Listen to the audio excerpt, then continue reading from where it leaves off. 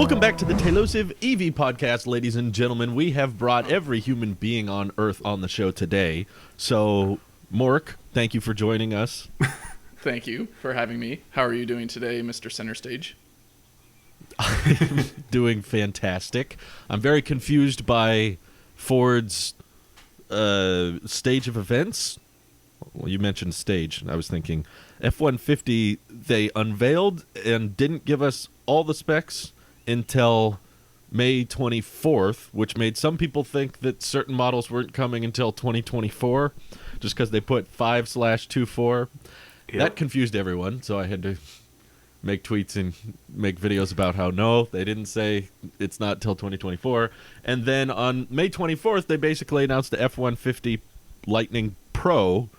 Pro is the base model, which makes perfect sense. All the sense. You always have Pro on the bottom, right?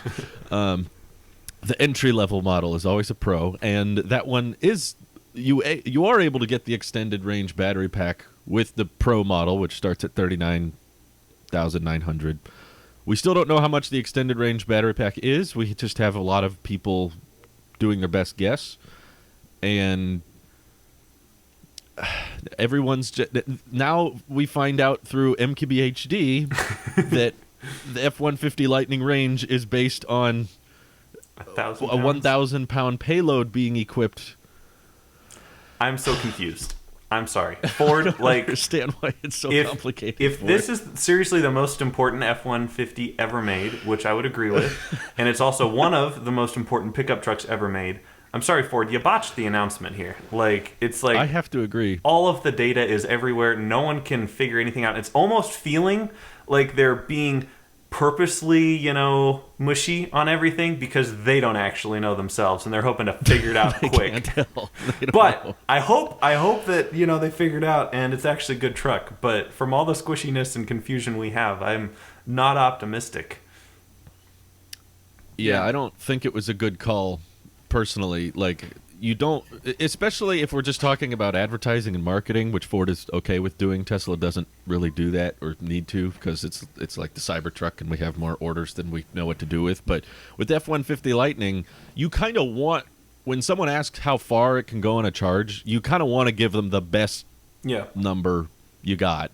That's great and all that they want to do under promise, over deliver. So that's actually with a 1,000 pound payload, but now that just makes the actual range this more vague, unknown. Well, Marquez did some math and it's 460, but that means 1,000 pounds impacts your range but does that 25%. Include me? Because as we know, I'm famously tall, which means I weigh almost 1,000 pounds. So just if getting in the bed of that truck is gonna just kill the range, I guess. It's like you want your range numbers to be as close as to the circumstances of your competitors. It's not good to be like Cybertruck range is 500, but our range is 300 with a payload, but we don't know the Cybertruck range with a payload. So I don't know why they decided to do it that way, but I'm very lost at why they thought they needed to wait 5 days for the entry model specs to come out. Yeah.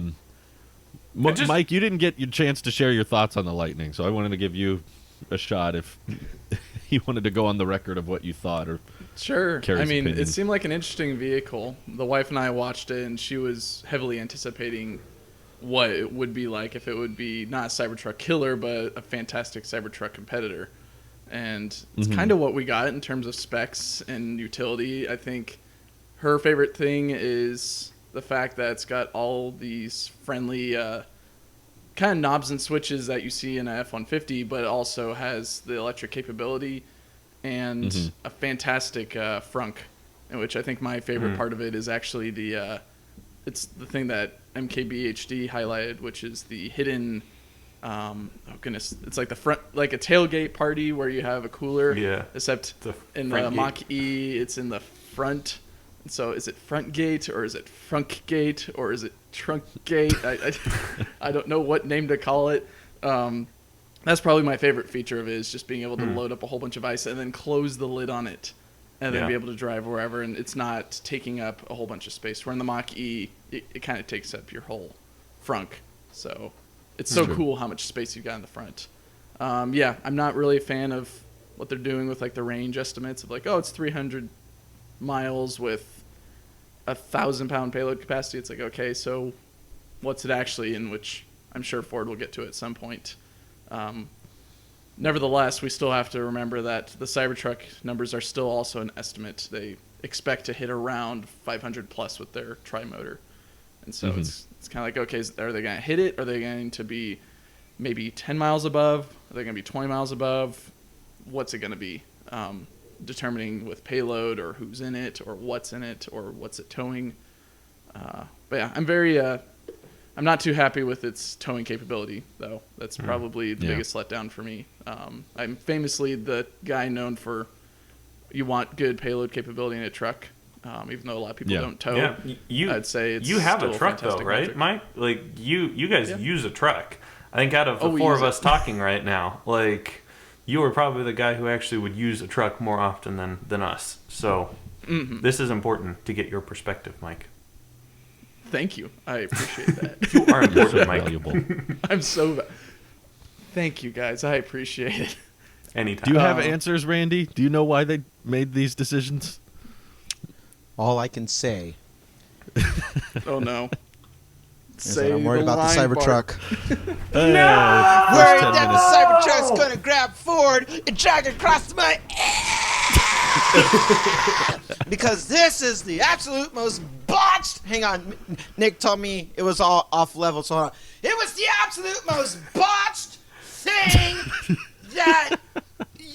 No, this was them. You know what it is? I know what it is. It's because they were riding the high that the president came to see our factories, so now we got to just do all these things, but they failed it. So,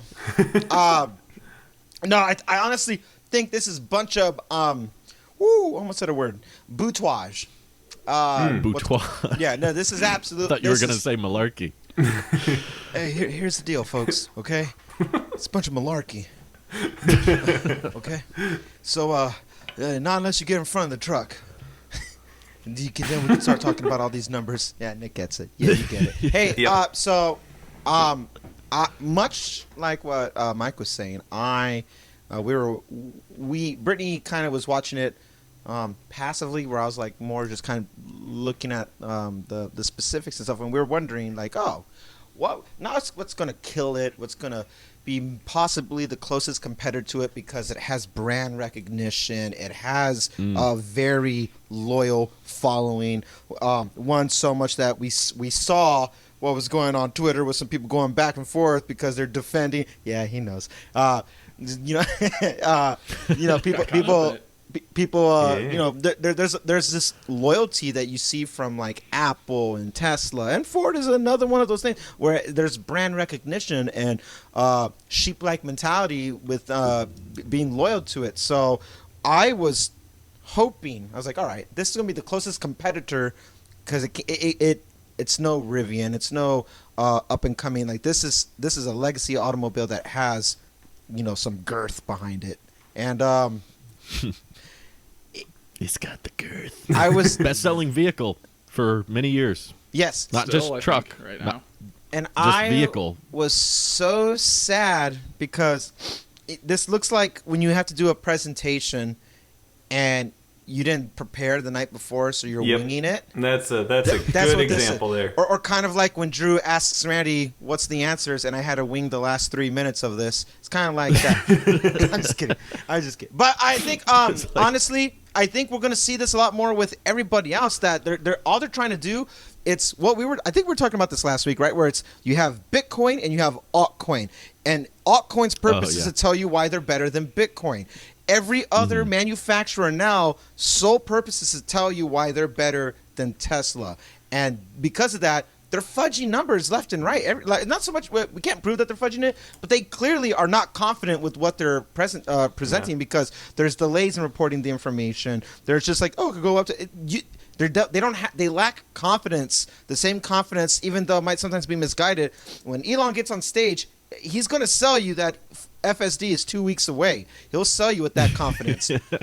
But Right. these other guys, they lack confidence, and it shows in it. So what we're seeing is this is CES for trucks. This is CES for EVs. We're showing you concepts. We're not showing you production-ready things. Now, to someone's credit, like, oh, well, that's a Cybertruck. Cybertruck is more closely aligned to final production than anything else of what we've seen with the renders. We don't have render. We have actual prototype that's out there that's been around for a while, and it's been traveling and getting data, and they're perfecting the soon to be final version, what will be released. But everything else is just concepts I see, because these numbers, it's easy for them to tell you on paper why they're here's where we equal to, or we could be better, and and they'll do all that. But you could put anything on a piece of paper and make one prototype of it and say, here's what it is. When historically, when Tesla releases an EV, they meet or beat the number. No one else has done that. Well, very few people have successfully released an EV yet, so. I was going to Mass say the market. Mach-E was a little bit ahead on the EPA range from their Nobody takes promised the Mach-E numbers. seriously, except you, and you, and you, and me, Ooh. and you, Well, even the Porsche as And you- well, and you. right? I mean, and you. Yeah. EPA said it was bad, but then further testing after the EPA said it's good. So right. it This all EPA kind range is all calculated at lower speed, and Taycan's kind of optimized for that higher speed. Yeah, but Tesla has the most But- consistency. yeah. And we're Tesla True. fanboys. I Look mean, out. they are the industry leaders in this regard. You know, Ford is still behind in overall EV sales. So you can really fanboy on each side, which is, I think, what's so interesting about the Cybertruck versus F-150 discussions that I myself have gotten deep into on Twitter and in Yeah, comment I sections was- of like, I was shocked. we've got a lot on both. We've got a bunch of people who are like, you know, Ford's made pickup trucks before they know how to make a pickup truck, and then we've got Tesla's made electric vehicles before they know how to make an EV with good range, and Tesla knows how to do a charging network. I think charging speed is probably one of the weaker sides of the Lightning, because Yeah. as of now, they're pretty much only confirmed 150 kilowatt DC fast charging, Oof. and not much more than that. So that means with a big battery pack like the Lightning, you're looking at probably 40 to 45-minute charging stops wherever you take that thing. With the range as low as it is, charging speed is kind of a big deal. We don't know what the official range is without the payload, but I don't think it's over 400. There were some people. That's why I didn't really care for that speculation in MQBHD's video, because he was just like, well, it's at 80% and it says 360, so that means if you add 20%. And then he later corrected himself on Twitter saying, actually, that's probably just calculating based on the current watt hours per mile, and that It wasn't going is anywhere. that truck has been babied. It was barely going Yeah. 15 miles an hour or whatever. So now there's a bunch of people on Twitter that are convinced the F-150 Lightning goes 460 miles on a charge, because if one guy's rough math based on a prototype screen shot and everyone's like, oh, it's actually this much, and then everyone else is like, no, it's actually this much, and now we're like, it's just a big mess. And I do think that the F-150 Lightning Pro variant has some really tremendous value, much better than the Hummer, much better than the Rivian, and I do think they'll sell as many as they can make. But ultimately, I don't think it's really Cybertruck competition. I feel like the people that were into Cybertrucks, there's nothing really the Lightning offered that was better than what the Cybertruck offered in any way, other than, I guess, the F-150 Lightning's greatest strength is also its greatest weakness, which is it looks like an F-150. Yep. That helps it and hurts it. burn. For a bunch of big, huge Ford fans out there, that helps it, because with all the arguing and bickering I've done with a lot of Ford fans, that seems to be the only selling point they can come up with on the Lightning versus the Cybertruck, is that it looks like a truck. And they're very proud and very happy and very, like, Looks prideful like that, a hey, truck! it looks like a pickup. I am used to pickup trucks looking a certain way, and that one looks like all the pickup trucks I'm used to. And all the people who fell in love with the Cybertruck design and also all the practicality and the utility are like, well, All the smart people. that offers no advantage. So I'm gonna keep my Cybertruck reservation. So I feel like they're completely separate markets from each other almost. I think Very little overlap. A good gauge for this, honestly, or maybe not a good gauge, but at least from my point of view, I asked my wife at the end of the unveiling, would you want to reserve one?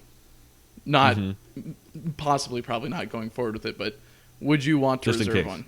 Yeah, and she said, I don't like the range and I don't like the charging network. Tesla's got a better charging network. It's more reliable. There's more range on our Cybertruck versus this F-150 Lightning. But Ford came out next year with a 250 and 350 variant that had 500 plus or 600 or 700 miles. It would definitely be in the consideration. So I think if Ford actually branches out the Lightning to the 250 and 350, they may have a pretty good competitor. In which, I mean, the 250 and 350 and 450, 550, all the larger trucks, they're all designed to carry stuff long haul. You know, they're the horse trailers that you carry across the country. They're the trucks you use to drag your heavy equipment to job site to job site. Those are the vehicles that are meant to, you know, work. And I guess now that you mention that, it would make sense for them to do a 250, 350 variant of the Lightning. And I don't even want to count how many kilowatt hours that would be, probably in the 300 or 400 kilowatt hour range. A lot. To be able to, you know, have that 500, 700 mile range with a payload, because back in the day, I believe it was the Excursion. Ford made the Excursion, which was basically a 250 SUV, just like an SUV body crammed into not crammed, that thing had a ton of space, but it was like a pickup truck that was designed to be comfortable. And like that is a spot in the market they haven't fulfilled yet, really. Like that kind of family, you know, cruising vehicle you haul your junk with.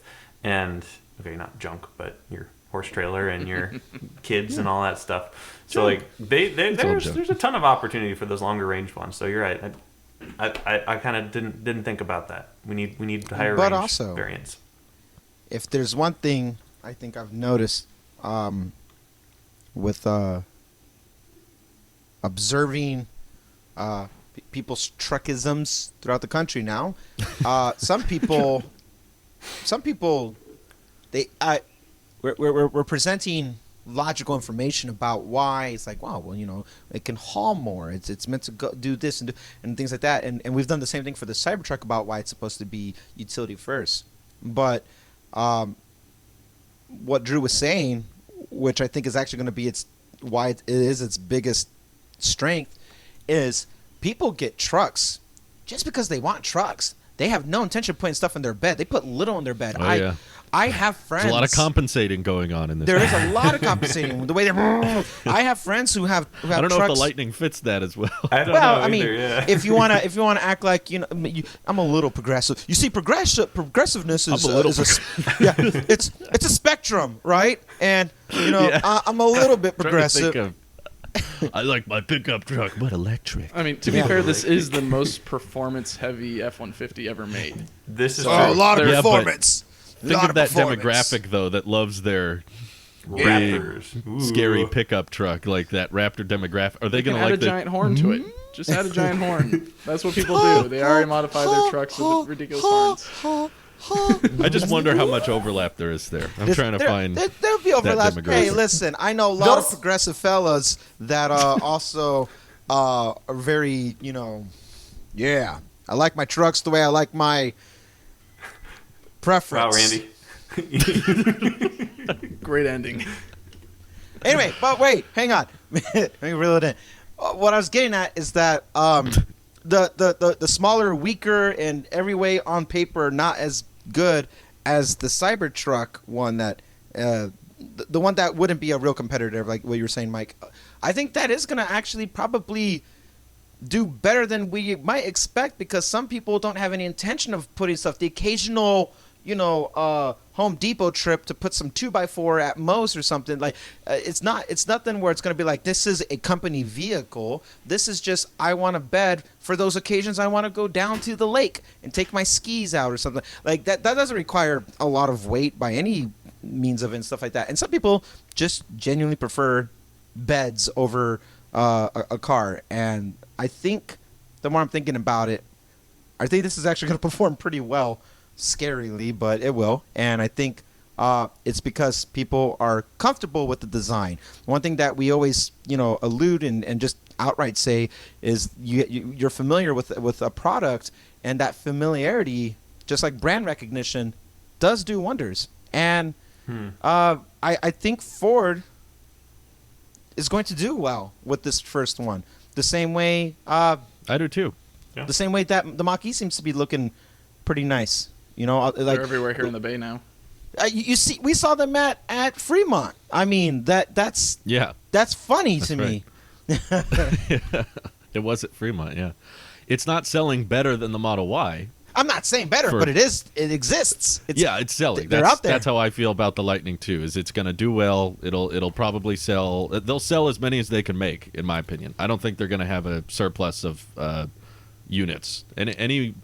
I think the limiting factor is still going to be battery supplies for Ford, just as it is for Tesla. I happen to think, regardless of demand, we could throw demand aside. I mean, reservations are in the Cybertruck's favor, but throwing demand aside, I still think the F-150 Lightning won't sell as many units simply because Tesla will be able to make more batteries than Ford. Just if we considered the demand equal. Let's say both trucks get 1 million pre-orders. Tesla will be able to meet demand with Giga Texas better than I think Ford can with their, Ultium batteries. Wonder how many of those they can mass produce. But tens of dozens. Plus, Ford's going to go through the dealer model, which is probably going to hike up prices here and there and slow down. Yeah. They are, but it doesn't help the They aren't familiar with pricing. how amazing it could be to buy a car, though. That's the problem. Tesla has to put up with the stupid Texas law where they have to ship the Cybertrucks out of Texas and then bring them back in. Yeah, they haven't fixed that yet. That's still not on the docket. Ugh. So they both got issues, I guess. There's Tesla's rarely hits their advertised price targets, and Ford's going to have dealer markups. And I bet dealers that are uninterested in pushing the Lightning on any customers, just like Nick's experience with the Mustang. The what? The Mach what? So I imagine something similar with the Lightning. I would like to see an F-150. Oh, here you go. No, the Lightning. We haven't sold that in years. No. The Ford F-150 Lightning. That doesn't exist. It does. Yes, it's it right does. here. It does. Right here. Oh, we actually have one on the lot? Wait, what? No, I thought that's an employee. That's not for sale. The amount of plugs in this Tesla needs truck, the, though, is so impressive. Totally. That is impressive. The Cybertruck better take note. Mm-hmm. Though I think it has something above the F-150 being the fantastic solar tonneau cover that has been in the talks on the internet recently. Yeah. I think I'm so glad that I want it so much. That's something that my wife really wants. And when that news broke, she's like, "Are they selling this?" I'm like, "They could. It's a patent. They filed it. It could happen. It couldn't happen. We don't know." Because patents mean It that does they give will hope. happen.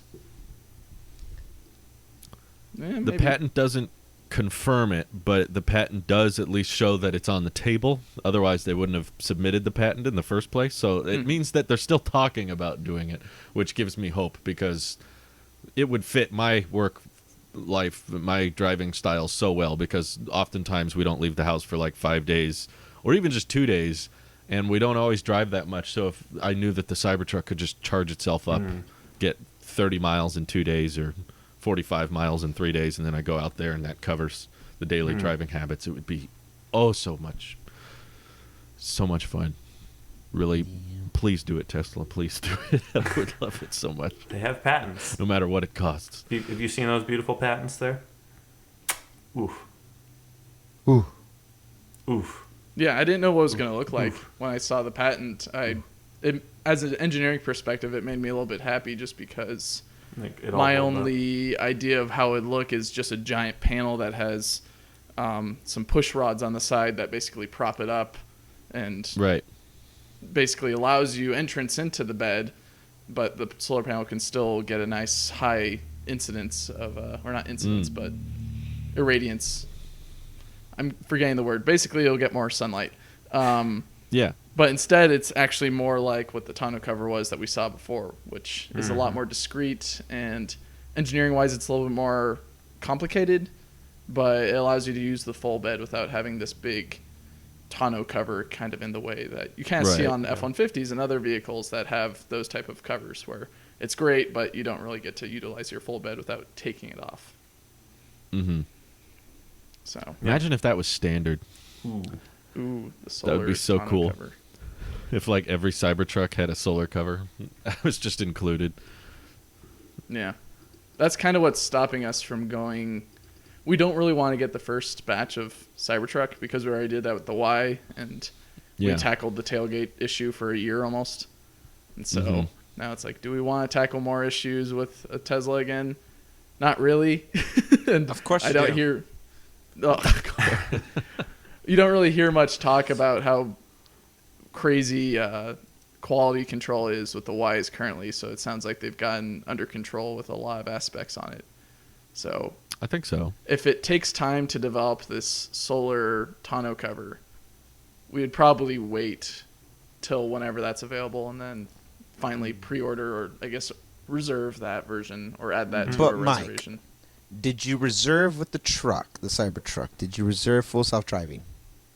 So my wife has one without full self-driving, and I've got one with full self-driving. So the question then is, you want to wait, but is it worth letting go that locked-in price? So that's the question, is that I think we talked about this 2 or 3 weeks ago. My wife doesn't use FSD. And so Not at all. it's not Is that really a a- loss for her. Is that a reason? Like, what's the reason for that? She doesn't like it. She likes to be in control. She doesn't trust it. It's too She inconvenient. explained yesterday. All of the above. Yeah, when we're driving the other day across town, she's like, it just doesn't drive like me, and it makes me nervous. I'm That's like, fair. okay. I That's mean, totally fair. you could always try it on the highway when no one's there. She's like, I like driving. I'm like, okay. Yeah, when Mike was working, or Mike was doing his online school, Carrie, Louise, and I just were driving around in the Y, and Carrie was driving, and she did not even consider autopilot a feature that Wow. is non-existent to her. She's just like, nope, I'm not doing it. Huh. She's a very good driver, though. No complaints. That's good. You didn't die. I didn't die. I lived to tell the tale. Yeah. So like maybe if advanced, or was it enhanced autopilot, came back with like all the fun features that it may have that full self-driving maybe has right now, but then if you want kind of like the traffic light stuff, you buy the full self-driving package. She may be swayed into For 10 enhanced grand. autopilot, but it sounds like she kind of just wants base tri-motor Cybertruck, where it has a solar tonneau cover. That sounds like kind of what she's going for. But it's her vehicle, kind of like how with Brittany, it's her truck. It's kind of like, okay, Yeah, no. I'm hands off. I don't really. She's driving this truck. I'm just looking the windows. I have no business. I just get to watch. Part of our argument too was that you can't really use autopilot when towing anyway, right? No. You can use cruise control, which is able to slow down and speed up if there's a car in front of you and all Right. that. But when it comes to like lane keep, it's mainly up to you, I believe. I'll warn you. Yeah, though, that I would think. definitely squash a lot of the functionality of FSD, because I know you guys plan on towing stuff with it pretty regularly. So if you couldn't even use it whenever you went on those bigger trips, it's like, well, why would we spend so much money on something you can't even use?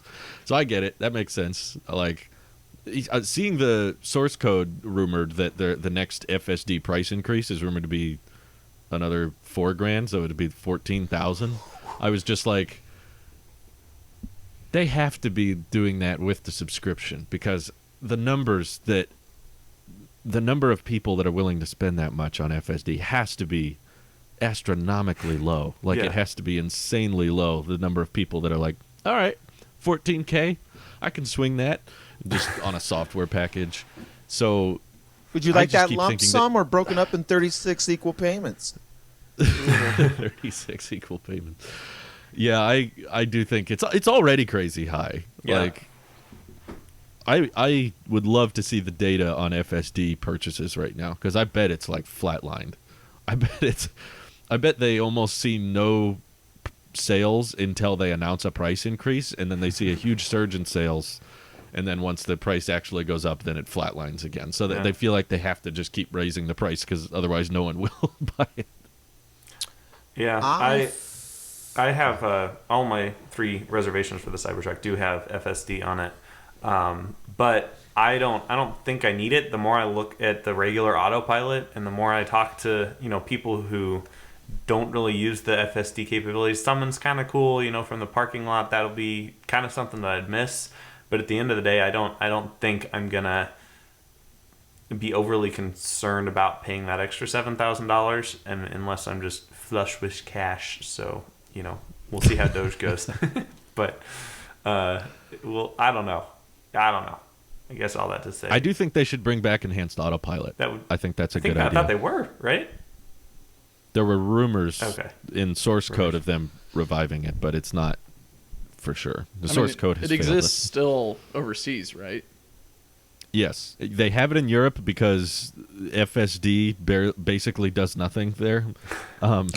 It's like the European restrictions are so limited about how hard the wheel can turn, and the laws there severely limit the performance of FSD. So they're like, yeah, if we try to sell FSD there, it's just barely different. So we'll do enhanced autopilot for like $4,000 or whatever.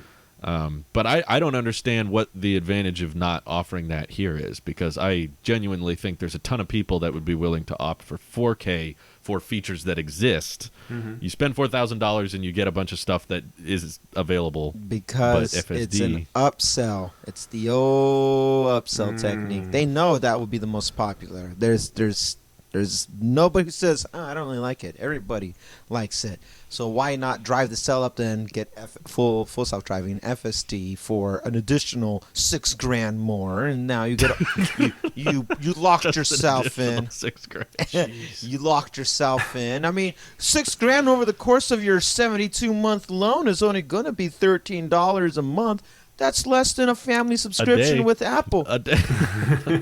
It's only the price of a cup of coffee an hour. There you That's go. all it is. And I drink a lot of, and your boy loves coffee.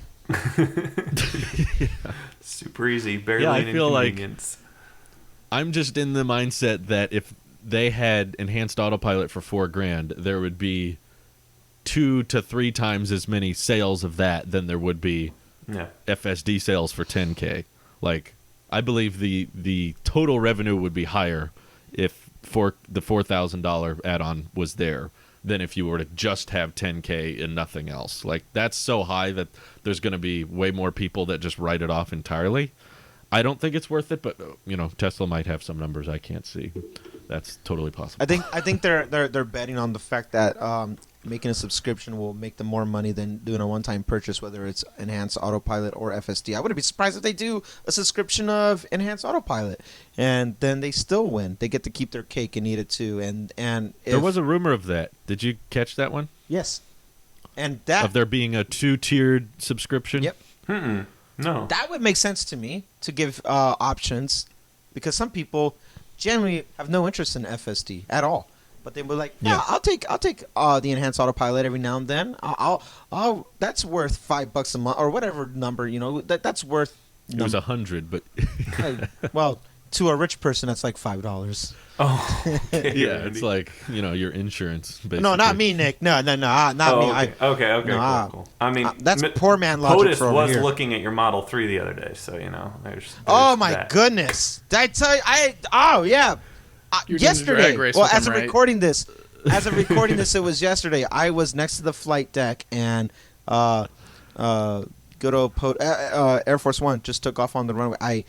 We went there to do some just picking up uniforms and stuff like that, and they were like, well, you got to get here early because traffic is going to get bad with the president being in town. I'm like, how do you know that? I feel like that's why, if that's true, why are you revealing that information? Man, we got to go. I want to get down there. So we got there, picked up the uniform, drove right to the flight deck, right where all the police are at and stuff like that, and I just stopped, and I'm like, wow. I was like, hey! He said, "This sucker's quick." This sucker's quicker. Hey, look at that. It was random. No. What Ford is that? you're not saying this right, Randy. You were right next to Air Force One at the end of the runway. You were doing a drag race with the president in Air Force One, And your I won. Model 3 still beat it. Yeah, And totally. he what? Yeah, Of course. it's much faster. 0 to 60. After I got shot down, maybe? I was getting shot down the whole time. I'm sure telling the plane would merit an immediate shoot first, ask questions later. I would get shot think so that is quick. so true. No, is the I'm 0 to when I 60 tell you of the Air Force security, the security that was right, just hugging the flight I'm deck, sure. and they're like, "You can't be here." I'm like, "No, it's okay. I have a Tesla." And they're It's like, okay. I've been to Giga Texas. "Yeah, no, it's cool. Okay, I It's got cool." yelled at. I'm sorry, you must be new here. That's Phoenix right there. Okay, no, we have the credentials. I've seen the Cybertruck, and I've been to Giga Texas. It's fine. It's all right. Hey, tell POTUS I'm here. All right. I know I'm a little late, but to tell I'm here for the 1500 appointment. Hey, what's going on? This is a government vehicle. It's property of the UNSC, so Yeah. That's Good question. it's okay to be here. The government should use the Cybertruck to transport the president. Yeah. Be a lot safer Honestly, in there. I think. totally. they. And They the have, one weakness might be Franz with a steel ball, though, but it won't go through. Hey, that boss pretty quick. All eyes on Franz. Keep your eyes on All the Franz. eyes on the whole Secret Service is just watching Franz. They're all like, "Ooh." They have a whole security team just for Franz to make sure the president's safe. They're watching him closer than Lee Harvey Oswald. Just what's he doing? There you go. Hey, we joked about how last week Elon said to expect the delivery event on June 3rd, and we said, so it might not happen. Turns out we were right. It's What? not You're happening more on June reliable 3rd. than Elon Musk. What? Hang on, wait. This is my shock face. Hang on, I gotta put the mic down. Bum, bum, bum, bum, bum, bum, bum, bum. You got mic? There we go. It got pushed back a week, which Mr. I'm actually Elon, excited for because I had some yes. stuff Give coming up. me a with date. my friends on June 3rd. So. Make it a good date that we can Bum, bum, obey. bum, Dun, dun, dun, dun. So wasn't Battery Day? Do I remember this correctly? But Battery Day was really close to Dub Dub last year, right? The Apple event, the Apple Developers Conference. It was close to iPhone event. Oh, was it iPhone? I believe event? it's supposed to be Okay. before the shareholder meeting, and then they wanted to rope it in with the shareholder meeting, and then they drug back the shareholder meeting with Battery Day all the way until, was it October? Okay. Yes, sir. September September. 22nd. Okay. That was close, yeah. I just remember having the But it Apple was- event like right next to a Tesla event, and it was a lot of work. So. And now hopefully we we're don't do doing that again. Okay. All right. Well, I will June start 7th training. is Apple event. Get ready for this. Hopefully, Elon pushes it back again. I still say it's totally possible on June 7th, Elon's going to tweet. Actually, it's June 17th. Really amazing. It feels like a spaceship. Yeah, It's going to be totally. amazing. We just because need Elon knows a few more exactly what a days. spaceship feels like to ride. Yeah. Would he? Do you Yes, Well, Elon I guess won. that's true. He's Elon, never- you've never ridden in a spaceship. He's You just never make ridden in them. a spaceship. He has no idea Just what this make is like. 'em. I mean, he's been just on don't a know road what a which is spaceship is basically a like. spaceship. I That's guess. all. Do you think anyone else is just as critical as we are about? Oh, he's set on the second. That's all you know. I opened up the mainstream news the other day, and they all seem pretty critical about Elon, so I don't think we're alone here. I was going to say, we are riding that line between we love him and we're fanboys, and also this is ridiculous. I can't stand the timeline. To love him is to hate him. We're no consumer I don't hate that I reports. guy. saw a tweet from Elon saying, push to June 10th. Someone say, didn't say what year. That's awesome. That's great. Give that man a good We're start. by no means the only person that's making these jokes, but either way, I'm excited. Also, I was happy to see in this tweet thread he confirmed that, well, confirmed. He said, he alluded to there being a live stream. So we will be able to watch it Good. without being there, thankfully. Good. You didn't have Drew's to like, buy how a do I get Model some S to dicks be in part this of a amount of party. time? June 3rd would have been tight because I had a bunch of other stuff going on that day, but June 10th is more free, so I'm happy about Well, the date good. change. I'm glad I'm Elon's not looking happy at your about the delay. schedule and consulting with you, Drew. Please, although make sure to make other days did. available for him in the future, so we can have this Mm-hmm. at some point. I emailed him and I was like, the third's just not going to work for me. So Yeah. I'm glad he listens. I got my second shot coming in that day. I can't. I'm just gonna be The a 10th? mess. Oh no. Oh, when is your second shot? That's what I was 17th. curious. Nice. Oh, dang. Okay, I hope it is the 10th. They better not delay it then. Hope you don't die like me. Did you? Yeah, don't were die. you put on your butt? Oh, I was dead. I was dead for 24 hours. It was great. Ooh. And by I great, feel like mean I got. terrible. I feel like I got suckered punched. Ooh. It's great. first one? Yeah. On your first dose? The first dose, I could not sleep on my left side. I was so sore. Oh, yeah. Yeah, I Oh, was I like, felt man, that this is weird. And then they're like, okay, symptoms you might have is nausea, spotting, vomiting, insecurities. What? Because Brittany got really insecure about some stuff. I was like, oh, I think my body thinks it has COVID because I'm getting insecure about some stuff. Like You I'm might worried about the start Cybertruck. to worry about the Cybertruck. That's Yep, what I was Yeah. gonna say. that's it. That's it. Always worry about Insecure- the I'm very Cybertruck. insecure about You know my what I car right really now. want to see now? Now that we got kind of a tease on Tesla's part of a Cybertruck towing a F-150 up a hill, I now want to see a Lightning versus a Cybertruck flat Ooh. ground. Please, Ooh. Like, Ooh. who will win? please. That would be I think quite the YouTube Engineering video. Explained will tell you who would win. Well, yeah, but like, let's just set it up so that they've got Apple will win. equal specs. So like you get Well, like will the there be dual- So if it was the 1,000 dual pounds in motor the back of the Cybertruck- Lightning? That's the question. We'll get that extra weight. It'll reduce the range, but increase the stick force, so that might be helpful. If it was the extended range battery Lightning versus the dual motor Cybertruck, I could see that going either way. It would depend, I think, on which one weighed more. It has very little to do with torque from what I remember of the videos. It has more to do with like normal force. which one weighs more and which one accelerates quicker. As soon as one hits a maximum torque, the other one basically, as soon as you start slipping, it's over. The match doesn't matter as soon as the tires start slitting out. So if one vehicle is able to hit that maximum torque faster than the other, then it doesn't matter how fast the other one can get because it'll just keep slipping out. So basically the tri-motor would absolutely win, I think, against every, because it's got Darn. faster acceleration and probably heavier with the battery pack, whereas the Ford with the dual motor, it could, I don't know. It's Would a you body look on at frame. that? It could be heavier. What you just said is Tesla would win, and I agree with that statement. Well, Tesla would.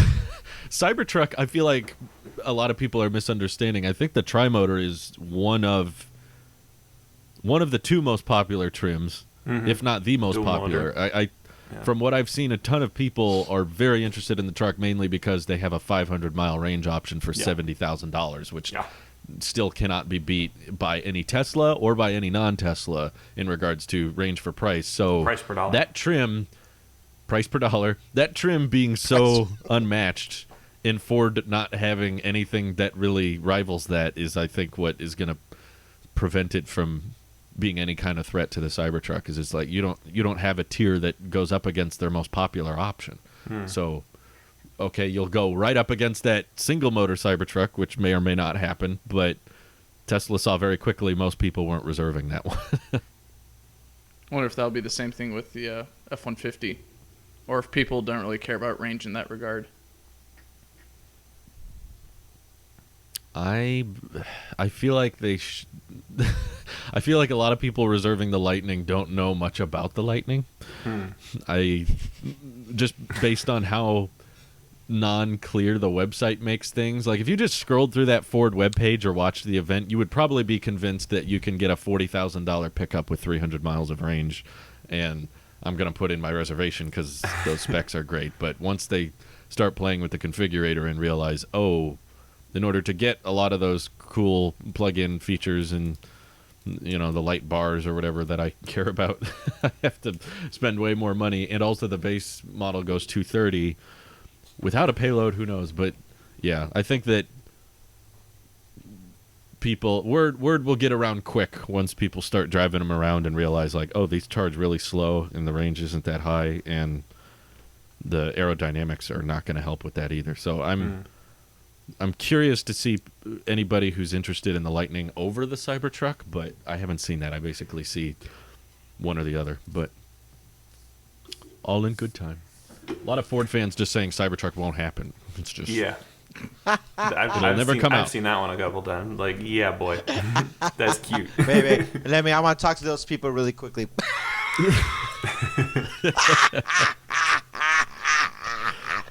I have a question. That's a great impression. Do you guys think the Plaid delivery event will have something else aside from the Plaid Model S? Ooh.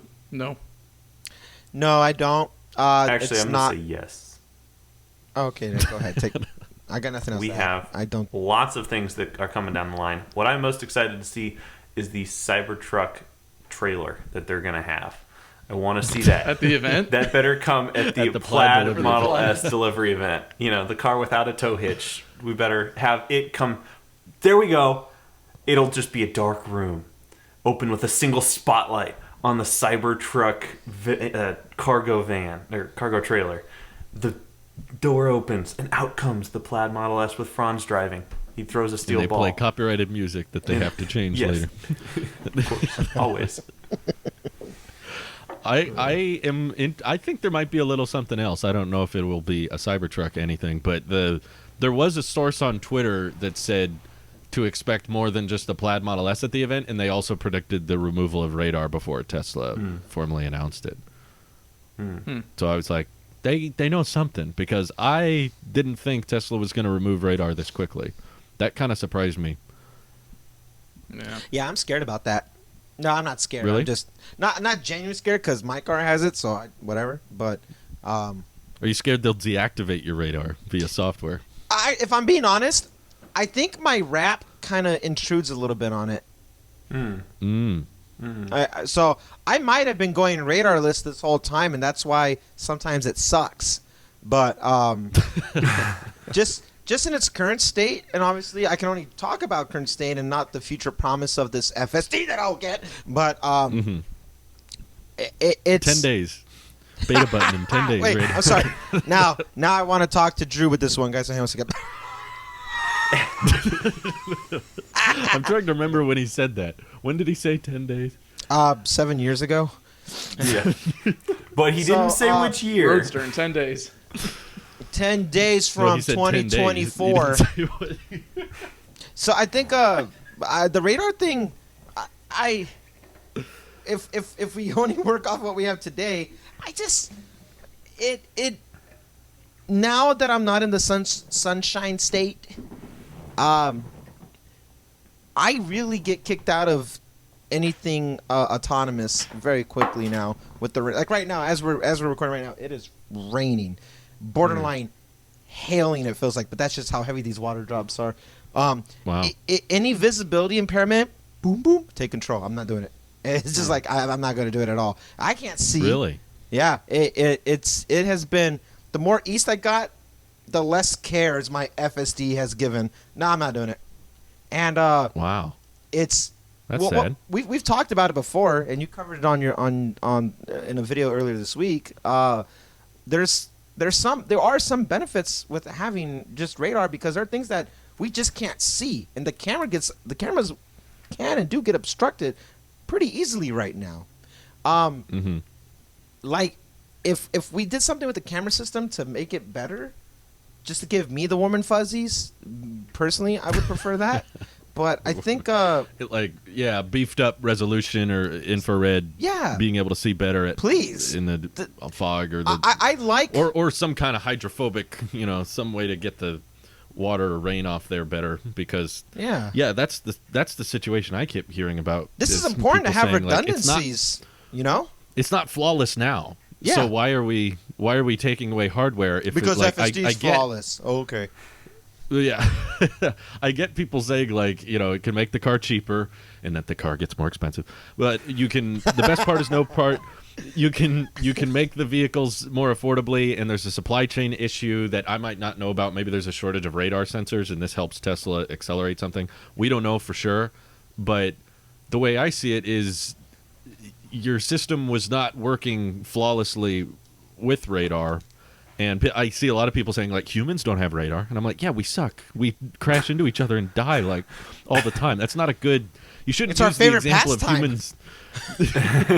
shouldn't use the example that humans don't use radar as a reason to get rid of it. It's like, humans don't have 8 eyes. Why does Tesla Vision need 8 cameras? You know, like, that's not a good mindset, in my opinion.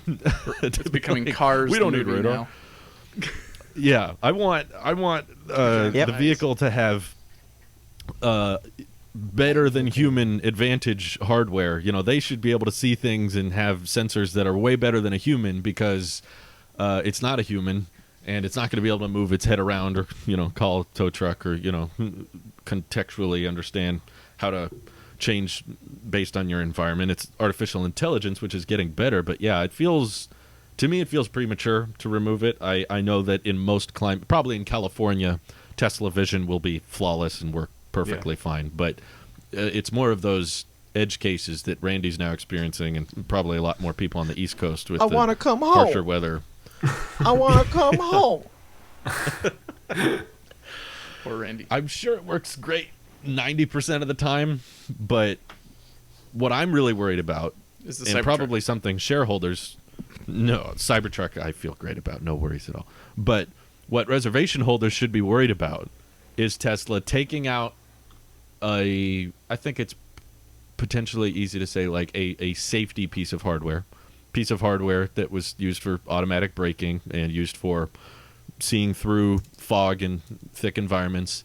And if someone gets in a collision with a Tesla, with Tesla Vision, and the radar is no longer equipped, and that accident is, you know, harmful to the driver or fatal, that's going to look bad for Tesla very quickly. That's going to make headlines like crazy, and there's not going to be a great counter-argument, because the narrative the media will take is probably Tesla wanted to save money on parts, so they stopped including radar, and now they've made a more dangerous vehicle. And they killed this guy. How dare And they killed somebody because they were trying to secure profit margins. And I don't think that's a good look. And I don't think there's a great counter-argument to that if it ends up happening. So I'm really worried. It's I one hope thing they to use the worst case tested it, scenario so- like that, but you using the worst Yeah. case scenario is exactly where this instance would be completely relevant, because the compromise of saving a company $1 at the cost of someone's life is the ultimate bad PR. That there is such thing as bad PR, and that would look bad. that look bad, because what I'm trying to think of a counter argument. It's like, oh well, the cameras are good enough. Well, evidently they're not, sir.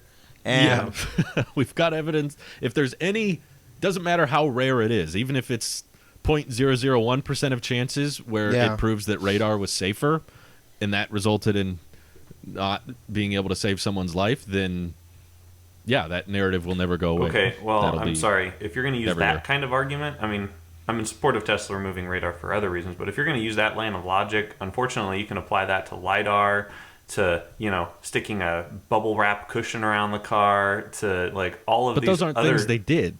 Well, they never no. did that. Well, why didn't Tesla put LiDAR and a bubble wrap cushion around the car? That would save, you know, maybe one person's life. You know, if they kind of did different, and it but got slow. taken away, then we can have the conversation.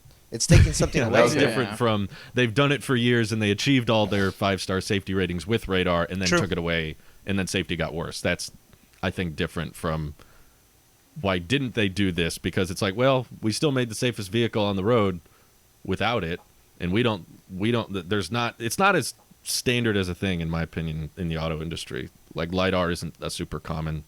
Radar is, though. I feel like that's a pretty regularly equipped, and they're still keeping it on the S and X, by the way. Yeah. Which is kind of, I don't get that either. It's a more If you're premium rich, you get vehicle, so you get more Oh, so radar. now you get premium You're material safer. for a premium cost. you get a safer vehicle if you spend more money. It does push. I don't know. think that would push sales. I kind of would not be surprised at all if Tesla just comes out and says, "Yeah, for all you people who have a radar installed, it hasn't been on for the past 6 months. Did you notice? Like, Yes. there's no way to test that." I ran into 5 traffic cones. I read. Actually, Yeah, yes, I wouldn't be have. shocked if they did that either. But I just mean it doesn't take much. I'm saying we've got millions of cars on the road, and it only takes one bad day, for this Okay, to all Joker. go south. Yeah, I was about to say. Referencing. I was like, All I it think took Randy was would get one bad day. that. One bad radar sensor.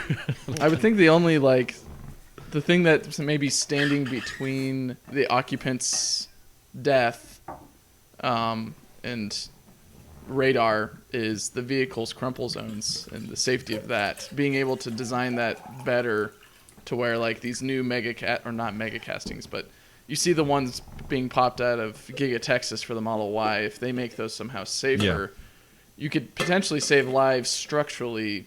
But yes, you lose the car and the whole incident, where if you had radar, the radar could have saved the vehicle and the occupant. But of course, the main focus is the life of the occupant. So if you lose a car, it's a bummer. People get angry. Look, a Tesla crashed and it caught on fire afterward.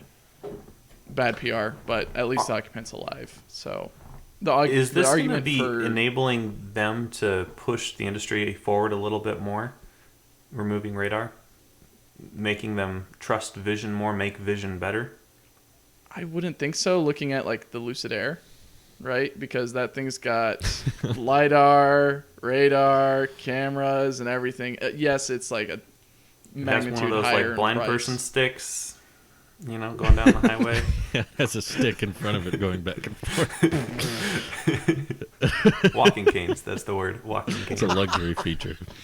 That's only on the Pure Edition. Okay. You get a Lucid walking stick.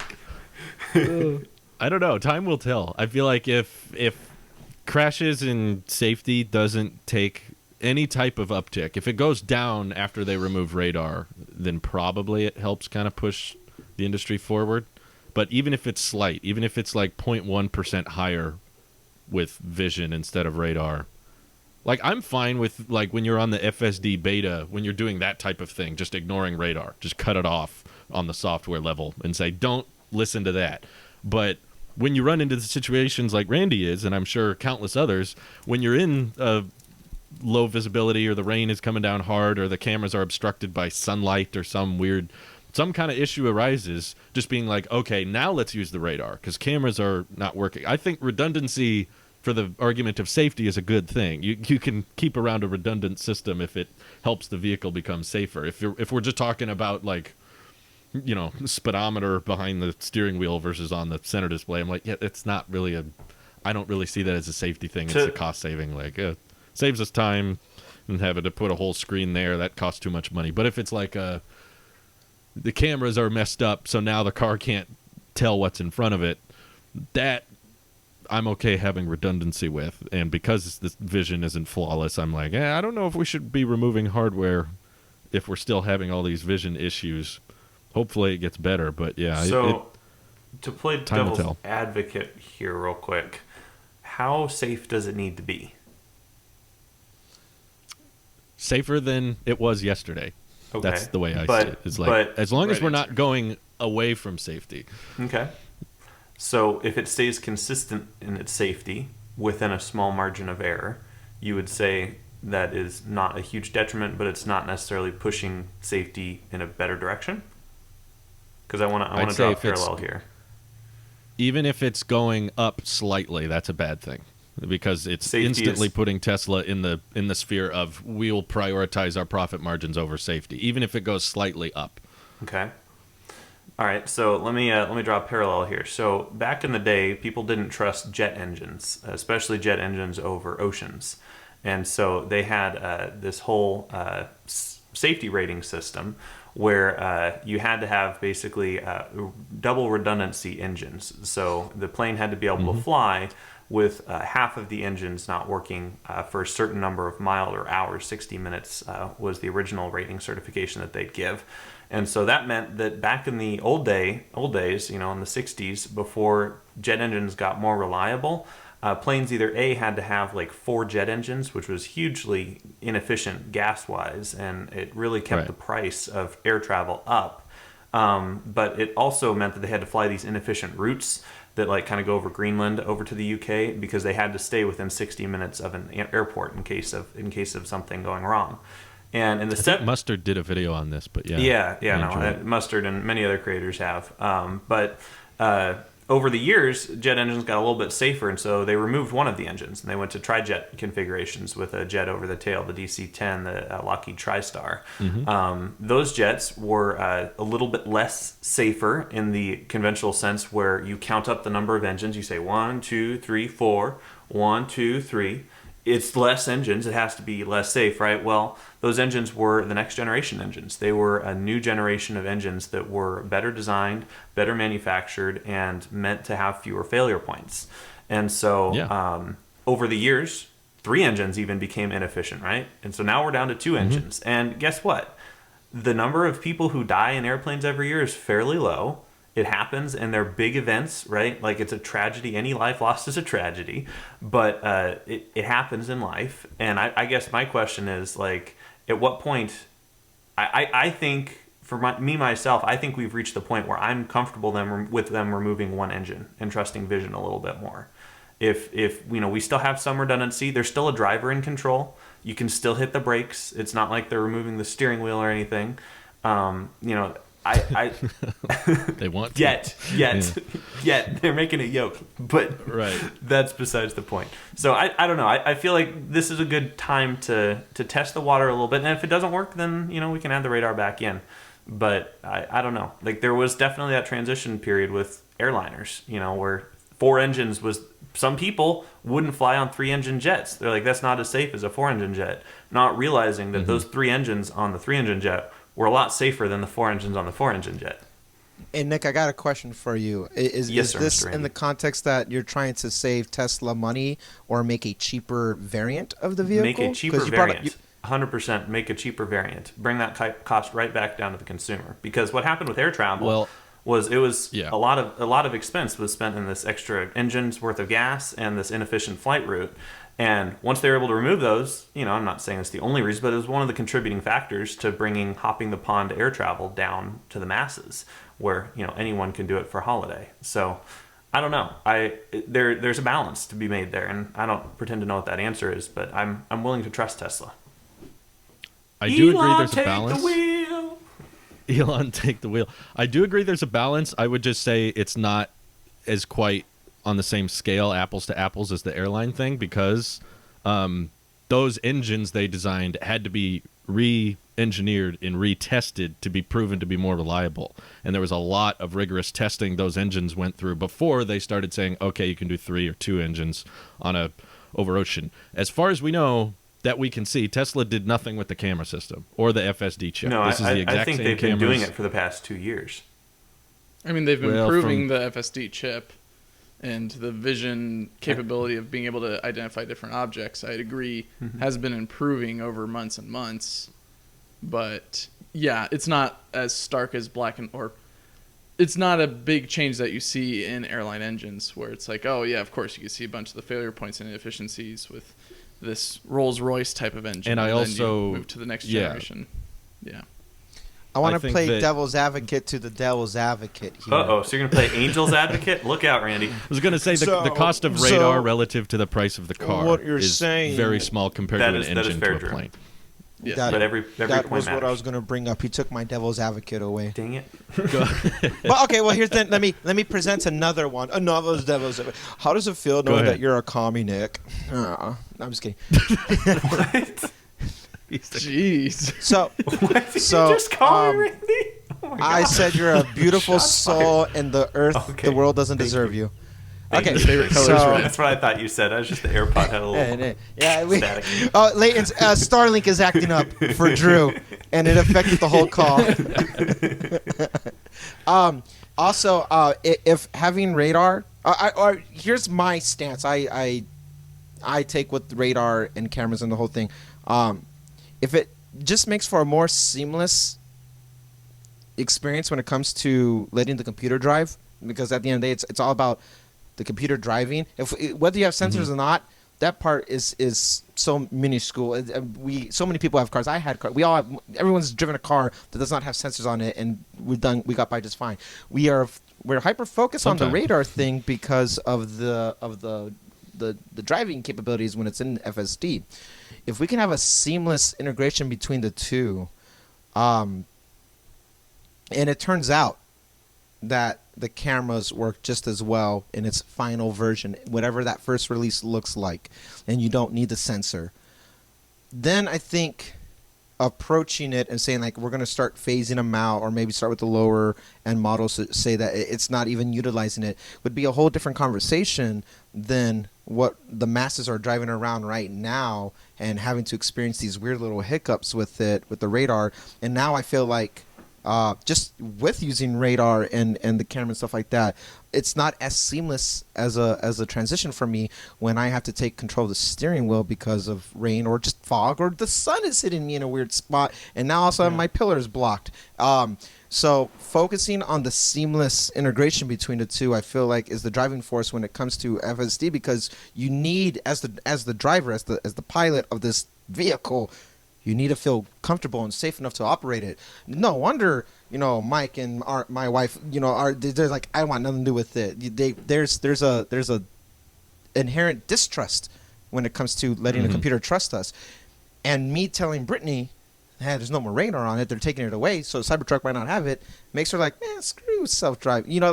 There's now, you're not winning. Doesn't restore confidence. Yeah, you're not selling the future of the computer then at this point, just by like, well, what was wrong with it? Nothing. Save cost, maybe. We don't really know. It's Tesla being Tesla. I just feel like this conversation should be had about it after the fact. Hey, we've done the testing, just so you know. Now, like you say, Nick, what if they say, hey, these last 2 months, 6 months, last year, well, you haven't been using it. We turned it off. Then it's like, oh, maybe. But until that happens. I don't think that is the situation just because of the wording Tesla used in the blog post. They said, like, we're doing this on the 3 and Y first because we want to be able to collect that data from a wide volume of vehicles, and 3 and Y are higher volume. So that's why. So it's like, I'm no expert, but couldn't you have just deactivated radar in a bunch of vehicles and just used vision and then collected data that way? Why do we need like a whole new model? Well, they probably have. It's just they need more data, or they want to see not just from maybe employees or close relatives of employees driving these non-radar vehicles, but those on a typical workday driving from Fremont to San Francisco, or from Boulder to Denver, or from Austin to Boca Chica. They want that data. But they could do that with their whole fleet, theoretically, already. Yeah. For the record, Mike, I want to say I love all of those city pairs you just chose. It's like, got Boca Chica and Boulder in there. And I'm like, good job, Mike. The only thing that definitely makes me nervous is Tesla, as we've seen in the past, is very wishy-washy on certain things. They'll be like, standard range Model Y, yay. Actually, no standard range. Standard range sucks. And then I've seen 2 of those. 30... You've seen 2. I saw one at one point. But yeah, then they were like, 35K Model 3, yay. And then a week later, never mind, 35K Model 3 sucks. You want standard range plus. And if they end up doing one of those wishy-washies here, where they say, you know what? We discovered Tesla Vision's not that great. We're going to put radar back in. How are all those non-radar customers going to feel? They're like, hey, what the heck? Yeah. Were we your science experiment where we dropped $50,000 on a car for you to figure out if Vision was good enough and then it wasn't? Like, there's so many bad ways I can see it going, which is why it worries me. And there's only one instance where it works out, which is that Vision is objectively better in all circumstances, even the hard visibility scenarios. And I hope that's the case, but it worries me. Yeah, I guess I would say like it is. So outside of devil's advocate, now this is like Nick talking, not the devil. I don't know why Nick. He was talking through my mouth. I guess we should have talked to Apocalypse before, but anyway. Devil Nick. Mike got that reference because we just watched that movie. I will build a bigger society of non-radar Teslas. X-Men reference. You all bow before me. So outside of what I was saying there, like I think it's kind of funny that they want to physically remove the hardware instead of just turn it off in the software for like a year, right, and see how it goes and keep making them, because like it's literally the easiest thing in the world to turn off a data source if you already have the hardware. Like, if I think it is. Yeah. and it's literally a switch in the software, right? No, input radar into this black box algorithm, yes or no? No, and then Off. and then you may just not be turn it that off, and then keep making the Teslas with the radar for a few months, years, however long it takes, until all of us skeptics are on board with the fact that yes, okay, vision is good enough. We're good with the 3 engines. We can then start removing them from the production line. And I would not be surprised at all if Tesla, the ones that are not shipping with a radar right now, if there is mounting brackets and stuff for it inside still, so that if they change their mind, it can be a fairly easy retrofit at the Tesla service center. Probably. So, it might not be shipping with it, but it probably wouldn't be the hardest thing to put in it, I guess. Could it be a legal issue if they wanted to turn off radar via software without really telling people? Or? No, I think they'd have to tell people. I mean, that's removing a feature. Adding a feature, I would think you don't need to tell people you're about to add a feature, but I would hope they'd tell you when they're about to remove one. Maybe not legal in the sense of like safety, but you might cross a boundary. I wouldn't say go as far as legal, but maybe about you market it this way, you promoted it this way. Right. That's what I was thinking. Yeah, I could see a case being made as like you misled, and I could see some class action lawsuit of sorts of like, well, we were misled. You sold between the year of 20 and 21 and 22 or whatever, between 20 and 22, you were marketing all this stuff, and you did not indicate you were turning mine on. I could see that being a thing, but not so much a legal thing as like, oh, well, you're putting people at risk. More so it's like you marketed something misleadingly. Mm-hmm. So here's how I can see it. Randy knows this since he has a Model 3.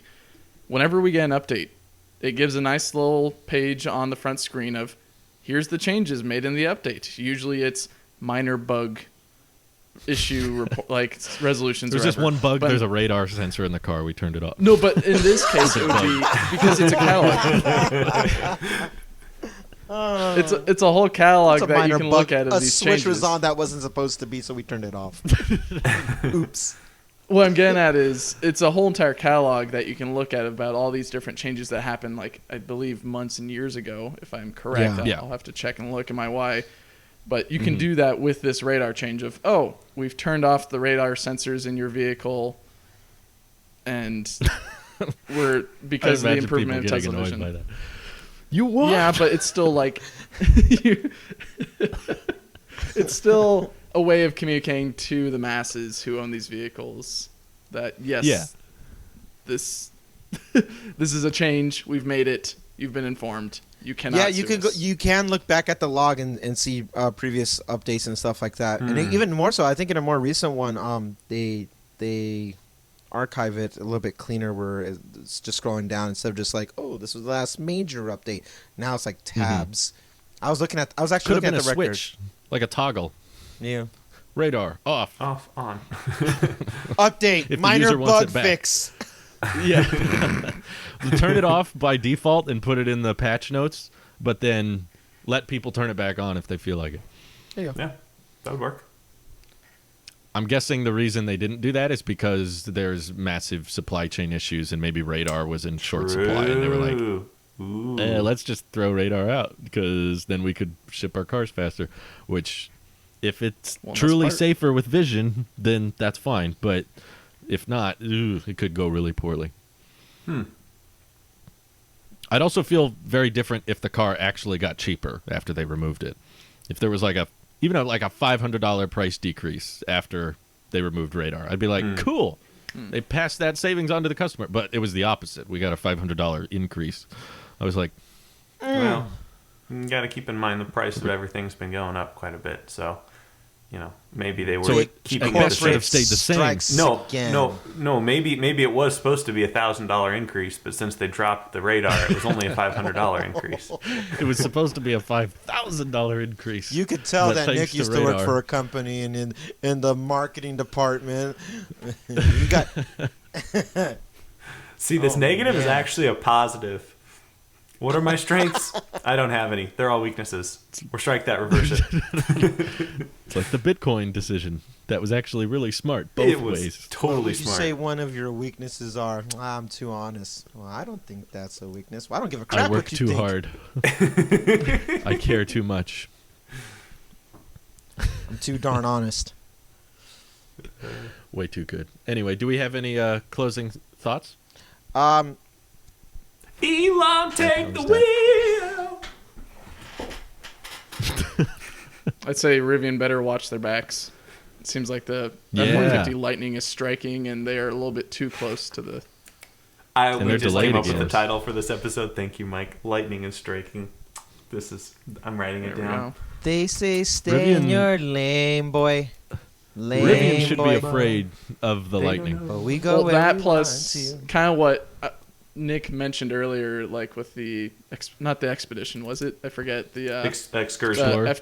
Excursion. the Excursion? excursion. Oh Yeah, my God. if Ford makes an excursion Lightning, the Rivian R1S is really just gonna it's not gonna look good if they make it with a pretty good range and capability. Yeah.